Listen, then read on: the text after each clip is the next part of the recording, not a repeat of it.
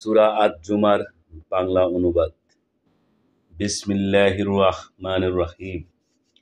কিতাব অবতীর্ণ হয়েছে পরাক্রমশালী প্রজ্ঞাময় আল্লাহর পক্ষ থেকে। আপনি আপনার প্রতি এই কিতাব যথার্থরূপে নাজিল করেছি। আমি আপনার প্রতি এই কিতাব যথার্থরূপে নাজিল করেছি। অতএব আপনি নিষ্ঠার সাথে আল্লাহর ইবাদত করুন। জেনে রাখুন, নিষ্ঠাপূর্ণ ইবাদত আল্লাহর নিমিত্ত। যারা আল্লাহ ব্যতীত অপরকে উপাস্যরূপে গ্রহণ করে রেখেছে এবং বলে যে আমরা তাদের ইবাদতের এজন্যই করি যেন তারা আমাদেরকে আল্লাহর নিকটবর্তী করে দেয়, নিশ্চয়ই আল্লাহ তাদের মধ্যে তাদের পারস্পরিক বিরোধপূর্ণ বিষয়ের ফায়সালা করে দিবেন। আল্লাহ মিথ্যাবাদী কাফেরকে সৎপথে পরিচালিত করেন না। আল্লাহ যদি সন্তান গ্রহণ করার ইচ্ছা করতেন তবে তার সৃষ্টির মধ্য থেকে যা কিছু ইচ্ছা মনোনীত করতেন। তিনি পবিত্র, তিনি আল্লাহ এক পরাক্রমশালী। তিনি আসমান ও জমিন সৃষ্টি করেছেন যথাযথভাবে। তিনি রাত্রিকে দিবস দ্বারা আচ্ছাদিত করেন এবং দিবসকে রাত্রি দ্বারা আচ্ছাদিত করেন, এবং তিনি সূর্য ও চন্দ্রকে কাজেই নিযুক্ত করেছেন, প্রত্যেকেই বিচরণ করে নির্দিষ্ট সময় কাল পর্যন্ত। জেনে রাখুন, তিনি পরাক্রমশালী, ক্ষমাশীল।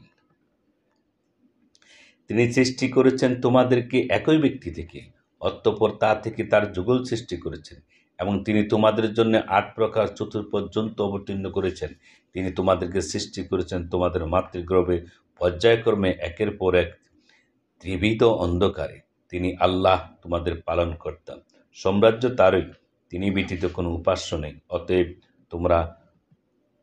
তোমরা কোথায় বিভ্রান্ত হচ্ছ? যদি তোমরা অস্বীকার করো তবে আল্লাহ তোমাদের থেকে বেপরোয়া। তিনি তার বান্দাদের কাফের হয়ে পড়া পছন্দ করেন না। পক্ষান্তরে যদি তোমরা কৃতজ্ঞ হও তবে তিনি তোমাদের জন্য তা পছন্দ করেন। একের পাপ ভার অন্য বহন করবে না। অতঃপর তোমরা তোমাদের পালনকর্তার কাছে ফিরে যাবে। তিনি তোমাদেরকে তোমাদের কর্ম সম্বন্ধে অবহিত করবেন। নিশ্চয় তিনি অন্তরের বিষয় সম্পর্কে অবগত। যখন মানুষকে দুঃখ কষ্ট স্পর্শ করে তখন সে একাগ্র চিত্তে তার পালনকর্তাকে ডাকে। অতঃপর তিনি যখন তাকে নিয়ামত দান করেন তখন সে কষ্টের কথা বিস্মৃত হয়ে যায়, যার জন্যে পূর্বে ডেকেছিল, এবং আল্লাহ সমকক্ষ স্থির করে, যাতে করে অপরকে আল্লাহর পথ থেকে বিভ্রান্ত করে। বলুন, তুমি তোমার কুফর সহকারে কিছুকাল জীবনও ভোগ করে নাও, নিশ্চয়ই তুমি জাহান্নামীদের অন্তর্ভুক্ত।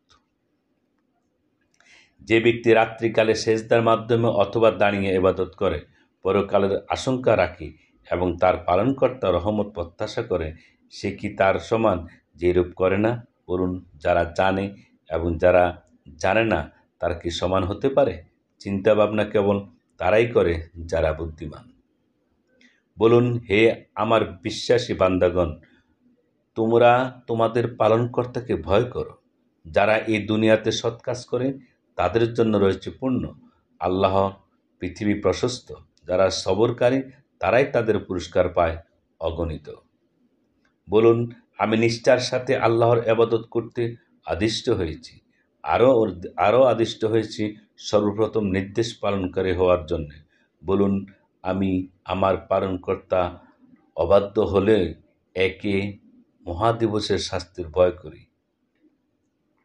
বলুন, আমি নিষ্ঠার সাথে আল্লাহ তাআলারই ইবাদত করি।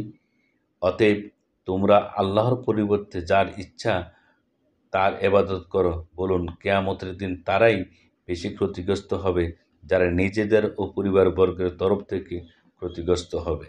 জেনে রাখো, এটাই সুস্পষ্ট ক্ষতি। তাদের জন্য উপর থেকে এক এবং নিচ থেকে আগুনের মেঘমালা থাকবে।